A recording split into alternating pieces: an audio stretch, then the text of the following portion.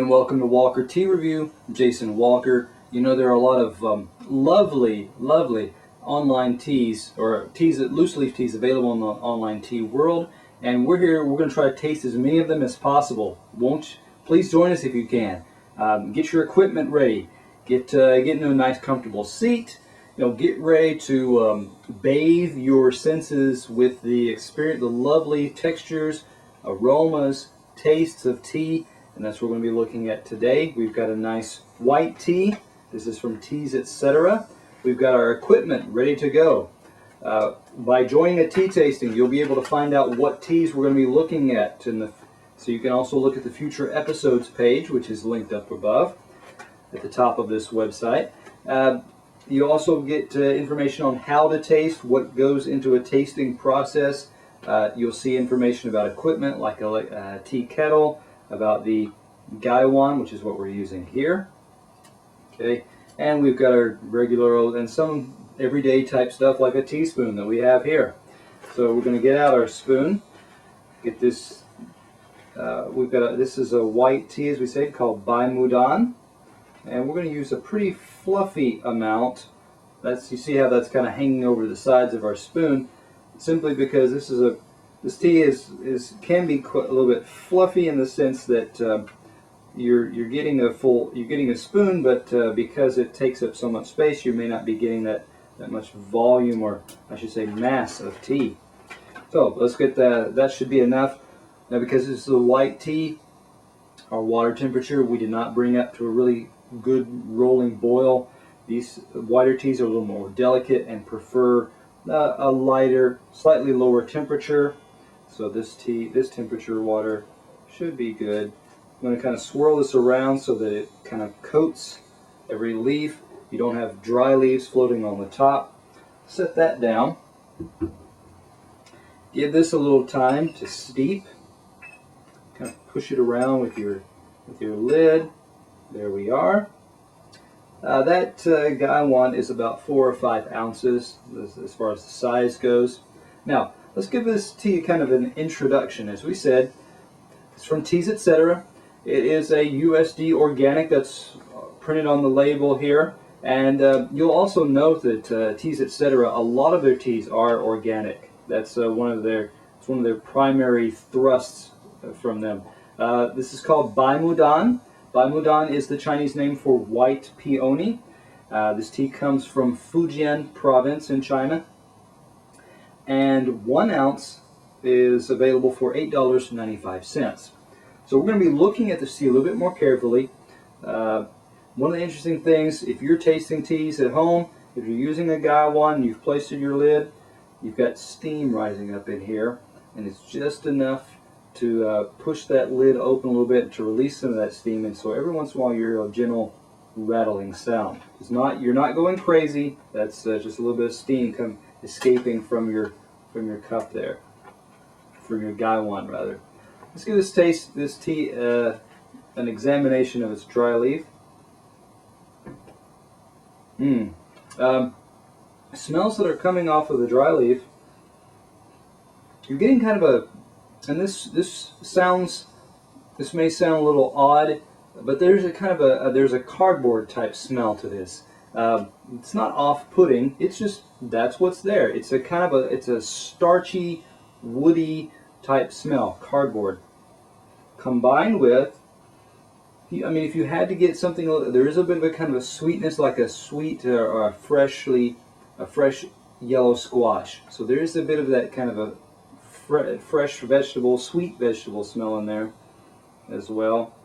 But also the yellow squash does have a kind of like a starchy type feel to it.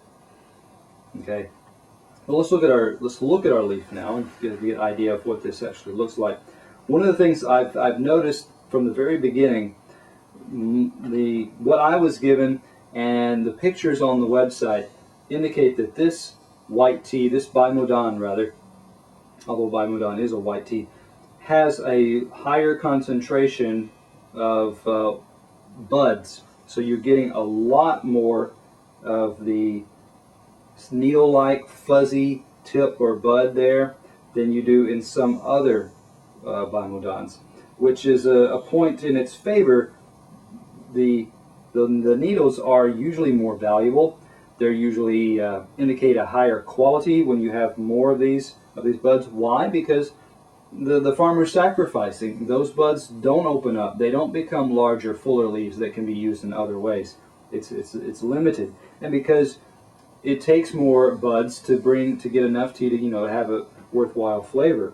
So there's that element of value in the buds. We're getting a lot of these buds. You are getting some leaf pieces as well that are a bit of a deep blue-green, dark, rich green colors there.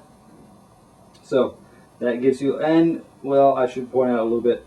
This, for example, in this particular bud is connected to a stem piece, which also gives us the indication. And yeah, there's still a little bit of a residual leaf that was probably here. They got broken off at some point, so that you may have a leaf and a bud together. So that's an indication right there that you're getting that combination. Okay, so let's put these back. We should now be ready to look at our wet leaf, and of course we're going to have to give that a pour. Got out.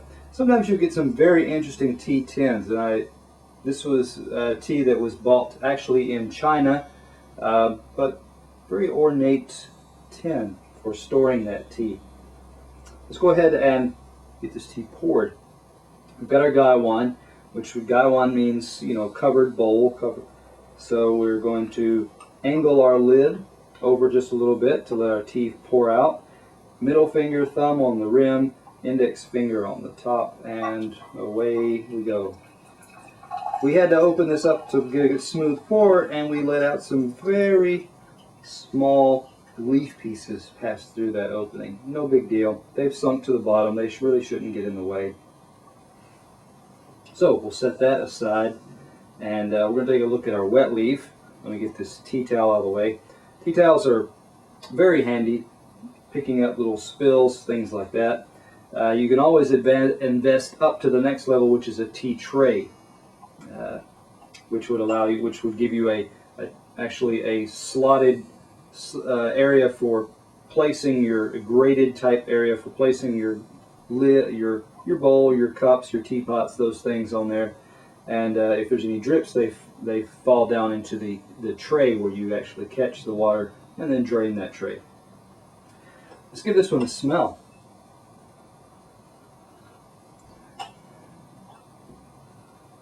Okay, beany element coming off.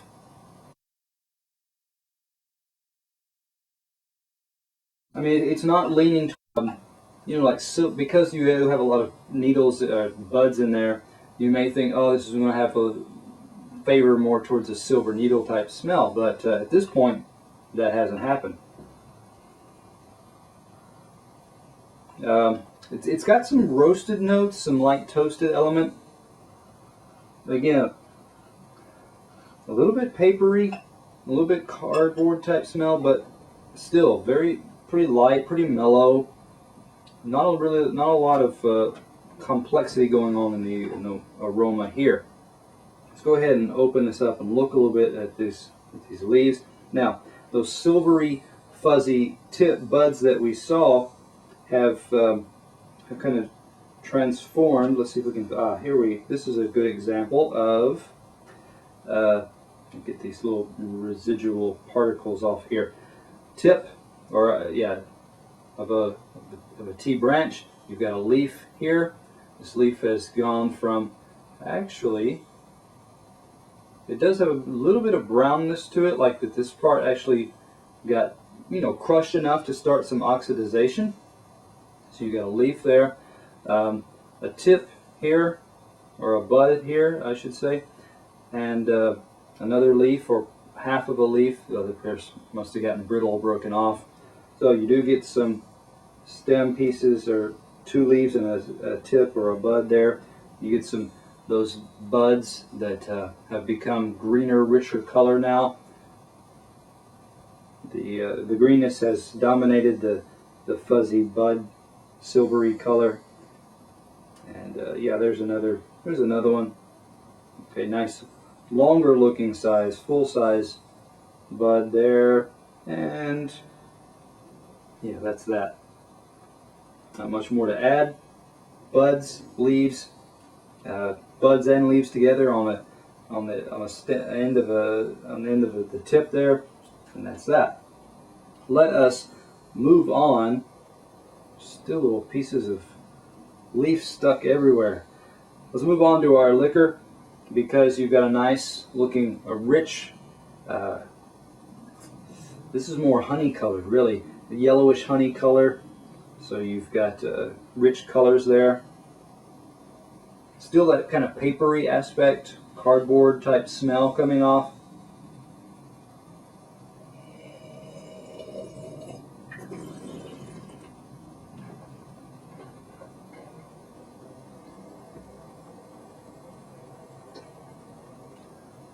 Yeah, this one does lean a little bit more towards the silver needle type of tastes and aromas. So that adds a little bit of a greater nuance of things like a little bit of a clover type sweetness to it. You're getting very light, gentle astringency. The body is delicate yet smooth, so it's light but still pleasant. Let me think. Other notes and other things that we tasted. Well, the aftertaste, first off, drops off very quickly, but that's characteristic of a lot of white teas. I mean, they're not going to hold their aftertaste as long as a black or a oolong.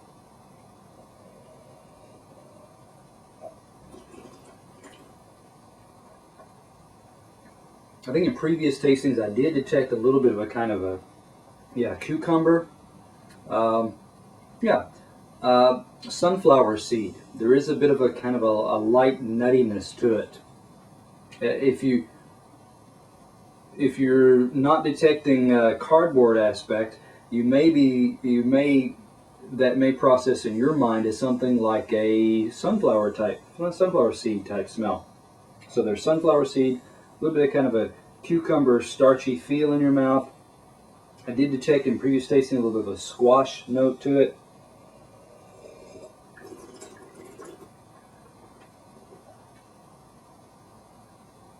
Yeah. So when we look at this tea as a whole, we talked about the amount of the ratio of bud to leaf was much higher than with a lot of other BaiMuDans, white peonies that we've tasted here at Walker Tea Review, which was a plus point. We talked about not a lot of events going on with our wet leaf. Pretty standard aromas, appearance, leaves with the wet leaf. But then with our liquor, we were getting some of that kind of stronger on the silver needle side. We got a bit of a kind of a sunflower seed element to it in the taste and aroma. We got a little bit of a cucumber aspect, a little bit of starchy, sweet notes there. The body tended to carry on as well as or better than other BaiMuDans that we've encountered, so that was a positive as well. Aftertaste, again, consistent, carries as well, or even a little bit longer than some other of the BaiMuDans that we've tasted as well. So overall, this one then gets around a 90, because it is a higher level white tea or a higher level BaiMuDan white peony. Again, this is from TeasEtc. Check it out for yourself. Give it a taste. See if it meets your standards and expectations.